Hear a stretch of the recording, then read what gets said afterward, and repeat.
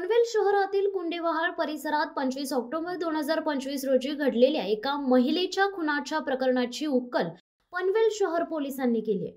मिळालेल्या माहितीनुसार 55 वर्षांच्या संगीता नामदेव म्हात्रे या महिलेचा मृतदेह त्यांच्या घरात मिळाला होता। पोलिसांनी या घटनेची चौकशी केली असता चोरीच्या उद्देशाने झालेला खून असल्याचे स्पष्ट झाले। या चौकशीतून आरोपी मोहम्मद समीर अल्लाउद्दीन अन्सारी वय वर्ष 23 राहणार डोंबिवली हा आरोपी असल्याचे निष्पन्न झाले।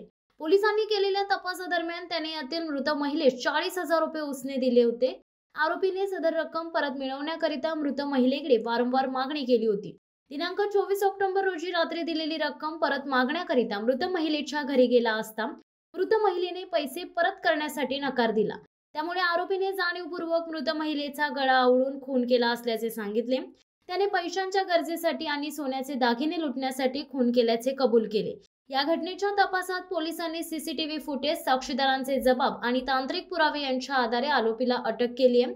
महिलेचा खून करून चोरी केल्याचा गुन्हा पनवेल शहर पोलीस ठाण्यात दाखल करण्यात आला असून आरोपीवर भारतीय दंड संहिता कलम 103(1), 331(8) अंतर्गत गुन्हा दाखल करण्यात आला। या प्रकरणाचा तपास पोलीस आयुक्त मिलिंद भारंबे यांच्या मार्गदर्शनाखाली पोलीस आयुक्त संजय एनपुरे, पोलीस सह-आयुक्त प्रशांत मोहिते, पोलीस उपायुक्त भाऊसाहेब ढोले, सहाय्यक पोलीस आयुक्त पनवेल विभाग नवी मुंबई यांच्या मार्गदर्शनाखाली वरिष्ठ पोलीस निरीक्षक नितीन ठाकरे, सहाय्यक पोलीस निरीक्षक प्रज्ञा मुंडे, सहाय्यक पोलीस निरीक्षक सारिका झांझून, सहाय्यक पोलीस निरीक्षक प्रवीण फडतरे, पोलीस उपनिरीक्षक विनोद लबडे, पोलीस उपनिरीक्षक हजरत पठाण, पोलीस उपनिरीक्षक प्रियंका शिंदे, पोलीस हवालदार ज्योती दुधाणे, देवांगी म्हात्रे, महिला पोलीस शिपाई अर्चना देसाई, साधना पवार, ज्योती कहांडळ, सुप्रिया डोमे, सुशीला सवार, तेजश्री काशीत, स्वाती पाचुपते, पोलीस शिपाई पिशाल दुधे यांनी केली।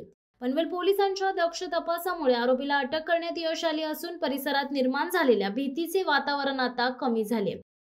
शिवसत्ता टाइम्ससाठी दीपक कांबळे, पनवेल। दे धडक बेधडक वृत्त देणाऱ्या आपल्या शिवसत्ता टाइम्स न्यूज चॅनलला लाल बटन दाबून सबस्क्राईब करा आणि बेल आयकॉनला क्लिक करायला विसरू नका।